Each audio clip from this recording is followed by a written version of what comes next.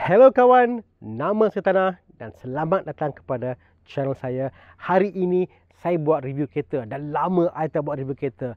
Saya sudah dekat 4 bulan kot sebab semasa MCO tak dapat kereta nak review. Hanya dapat review buat kek, buat biskut dan benda-benda begitu. Dan setelah sekian lama, saya dapat sebuah kereta dan kereta ni bukan sebarang kereta. Dia adalah Lexus UX200 dan kereta ni memang cukup special. So tanpa melengah masa lagi, saya pakai putih, kereta putih. Jom kita mula buat review ini.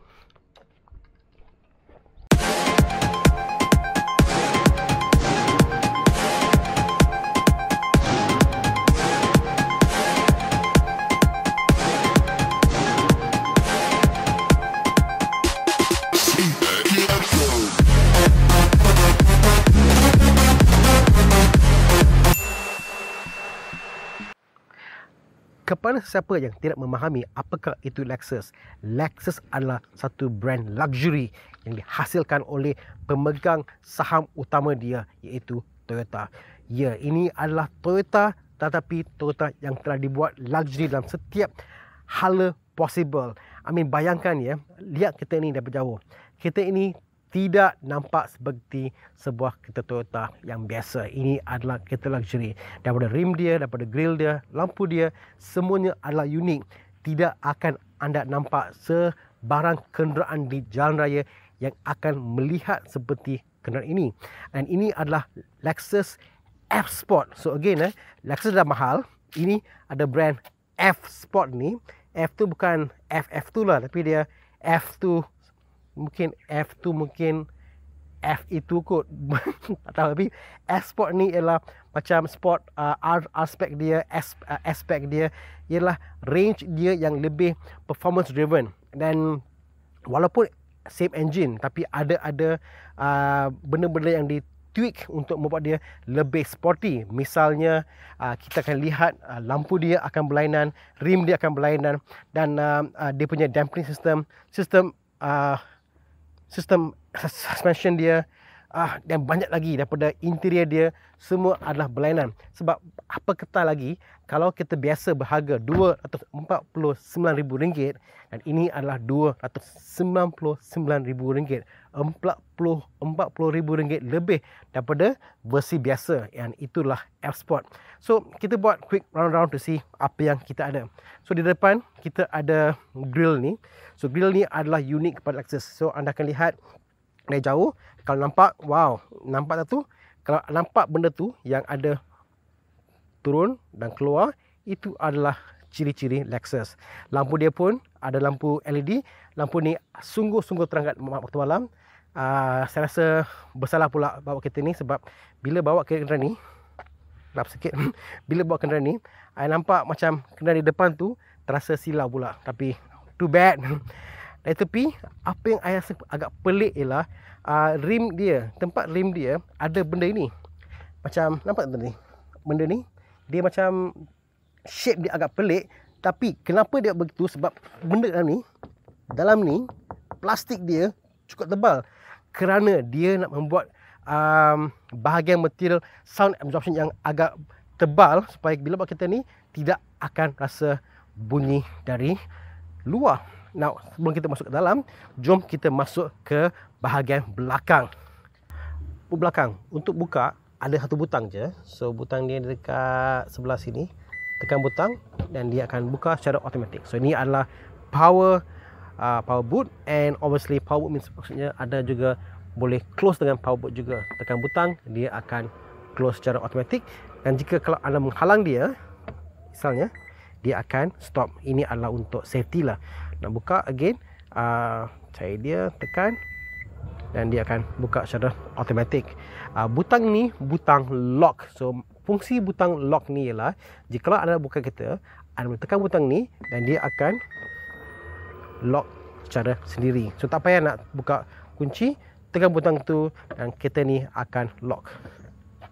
Nampak tu? Dia lock tu. Okay. So again, unlock, tekan butang sekali, tekan butang kali kedua, dia akan buka. Now, Antara ciri-ciri yang agak menghampakan pasal kereta ini adalah boot dia. Boot dia sangat-sangat kecil. Sangat-sangat kecil. Bayangkan kereta sebesar ini. Okey. Boot dia hanya sebesar ini. Dan dia bermula kat sini. So dia actually flat. Nampak tak? Dia flat. So mungkin nak letak barang senanglah, boleh longsor. Tapi ruang dia agak sempit. Kalau anda fold the back seat, kita cuba ya. Seat dia kita fold. So ada lebih ruang. Tapi ruang dia pun bukannya adalah flat seperti HRV. So again, kereta ni bukan kereta anda beli sebab untuk practicality. Anda beli kereta ni sebab kereta ni dipakai untuk well, to be special lah. Kita nak special, kita keluar, kita nak pergi town, kita nak special car yang tidak dibawa oleh setiap orang. Walaupun dia flat, nampak tak ini ada benda ni? Okey, nampak kan? Okey, so dia ada ruang-ruang yang secret. So bila buka ni, ada ruang kat situ. Nampak tak? Pelik kan? Okey, again, tutup ni, tutup balik. Okey, sama juga kat situ. Kita buka ni, ada ruang kat situ. Now, anda mungkin fikir, kalau ada ruang kat situ, apa pula kat tengah ni? Sekejap pas ni balik. Okey, tengah ni ada ruang juga. Pelik kan? Yes. So actually kalau mereka nak, mereka boleh buka semua ini dan boot dia akan jadi besar. Sebab tempat ni di luar negara, dia direka untuk letak tempat tayar spare. Tapi di Malaysia I rasa dia hanya beri tayar repair kit lah. Sebab orang kaya-kaya tak akan repair tayar sendiri. Mereka akan panggil tow truck untuk repair. Yalah, tak safe. Kereta moden sekarang, apa gunanya kita tunggu tempat sebelah jalan raya dan tukar tayar? Dan bila kita ada free towing, kita ada free service daripada semua kedai-kedai, semua pembekal-pembekal insurance. So mungkin itulah sebab tak ada spare tayar. Tapi memang kecil lah. Okay? Dekat sini ada hook kecil ni. Hook kecil ni saya rasa boleh letak macam net coat. Dan kat sini pun ada hook. Tekan dalam ni, dia akan keluar. Ada hook. Dan hook di sini. Sini ada 12 volt socket. Okay. And sini ada lagi hook. So banyak hook lah. 1, 2 dan 3 hook. Cangkuk semua. Okay. Oh, dari sini hook. Wow. Banyak hook dia. Sekejap nampak tak ni? Hook dia. So 1, 2, 3, 4, darab 2, 8 hook dalam area belakang ni. Okay. So jom kita tutup ya. And masuk ke dalam. Okay. Sebelum kita pergi ke tempat belakang, jom kita on aircon kejap. Sebab sekarang panas terik ni. Okay. So press start. Okay. And let's go behind.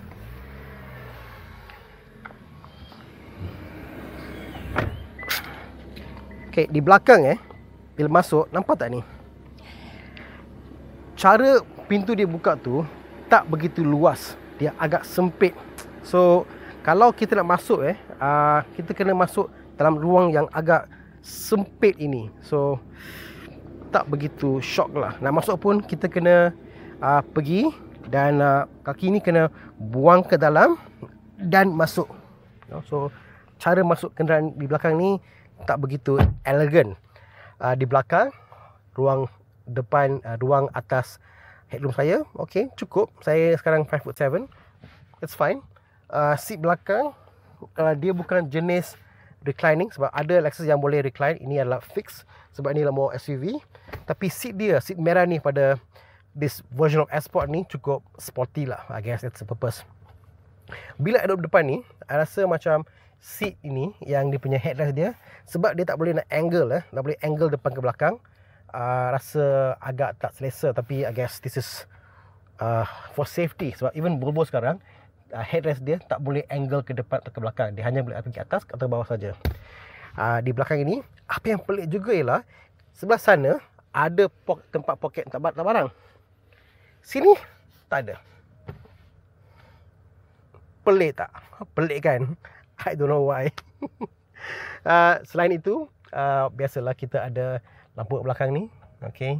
Kita ada tempat pegang tangan sini. Tempat letak tangan untuk resting. Okay, cukup. Tak ada tempat letak barang kat sini. Kosong. Ini ada speaker je. Benda ni nampak aluminium, tapi bukan aluminium. Dia actually plastik. Sini pula nampak agak kurang premium. Sebab depan ni dia soft. Depan tu dia agak jenis benda yang soft material. Belakang ni jenis yang keras. So mungkin dia tak pentingkan seat belakang lah. So all the luxury yang kita nampak kat depan tu, dia berhenti depan tu je. Di belakang ni kurang luxury. Even aircon dia nampak begitu basic je. Ni tak ada meter ke, tak ada mengatakan berapa suhu ke apa, tak ada kan, nothing. Dia cuma dua lubang aja, tapi adalah dua USB port 2.1 amp. Not bad lah. Okay. Selain itu, nothing much to report in the back. Jom kita pergi ke depan, sebab I think depan dia lah tempat yang agak menarik lah. Okay, jom. Okay, sekarang kita pergi ke bahagian passenger pula. Bahagian passenger, I duduk dalam sini. Okay, buku I kat atas, tutup pintu. So, apa I feel sebagai passenger? Passenger, okay, not bad. Dia samalah, dia ada tempat letak tangan. Ruang dia agak luas, no complaints, you know. Dia samalah, dia ada air conditioning seats. Nampak tak ni? Agak terang. Ini butang ni, tekan butang ni.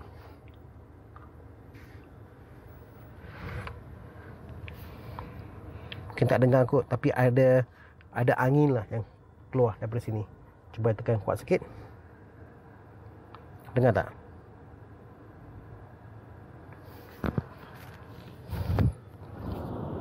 Itu adalah bunyi daripada seat. Ya.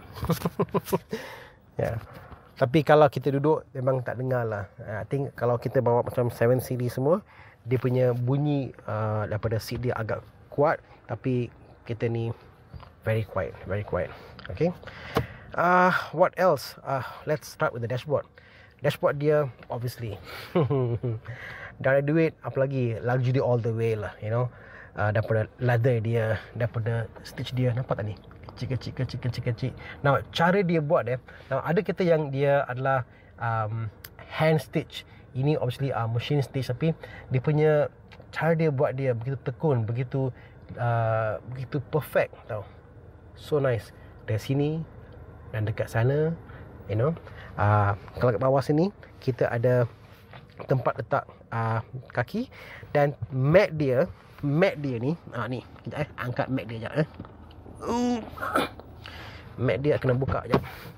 Okay, mat dia ada locking ni, ada lock unlock, buka sekejap.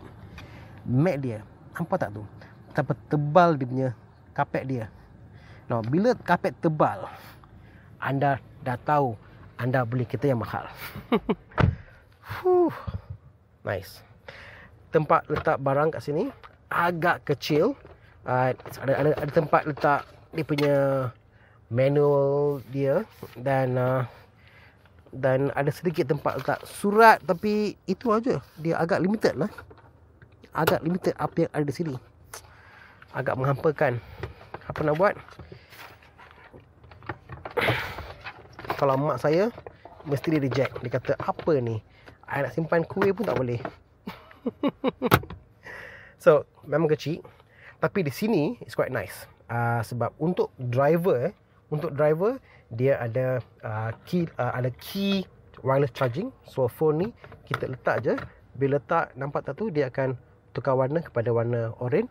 Maksudnya dia tekan charge sekarang, and kita tekan off atau on untuk charge lah. Okay.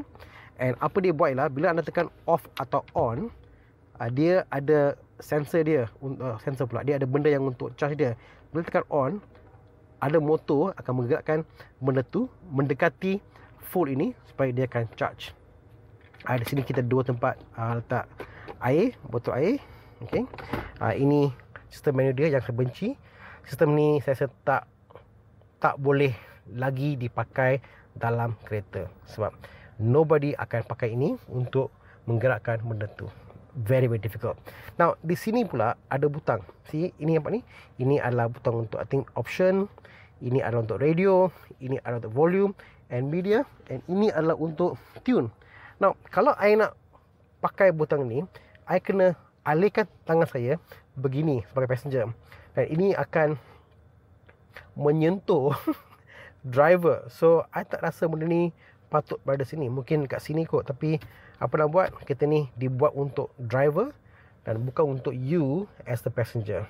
Well, apa yang ada, kita ada obviously the park, reverse, neutral, drive and manual. Okay, kita ada hold button. Ini ialah untuk hold assist kalau kita dalam sisi bukit. And selain itu, biasalah, you know, air control. Macam dalam begini, kita ada tombol minus atau increase. Kita kurangkan, tekan 21 degree Celsius. Kita ada air circulation, nak menghala kepada kita atau menghala kepada orang lain. Okay. Kita ada aircon off, automatic, dan halaju aircon. So cuba so bila tekan ni, nampak tak? Okay, so apa yang kita buat kat sini nampak dekat sebelah atas itu saja. Okay, and itulah tombol yang cakap tadi untuk eco mode or sport mode, luka. Dan sebelah situ pula ialah tombol untuk traction control. Okay,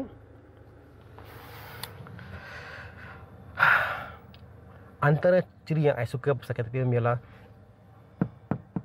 bila headliner dia hitam, I think kita akan rasa premium automatically. So kalau anda ada duit, anda nak buat kereta anda premium, pakai Persona kot, cuba tukar semua interior hitam.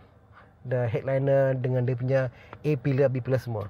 Bila tukar hitam, automatically kereta anda akan feel premium. You know, tak tahan kotor and nampak premium. So again, yeah, I'll do that lah.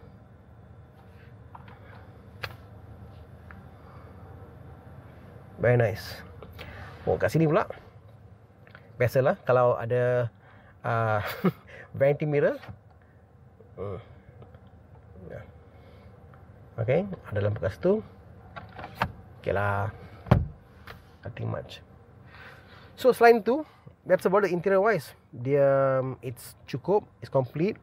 Dia luxury dia lebih kepada seat dia. So kalau anda beli kalau anda tak beli versi ini yang S-Sport, yang beli versi yang 249, mungkin anda patut beli BMW. Tapi kalau anda nak luxury and anda nak be different, then I will say buy the S-Sport. Sebab S-Sport ni daripada dia punya sistem handling dia ada adaptive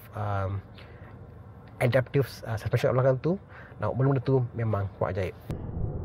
Saya tak boleh nak alihkan perhatian saya daripada bagaimana senyapnya pemanduan kenderaan ini.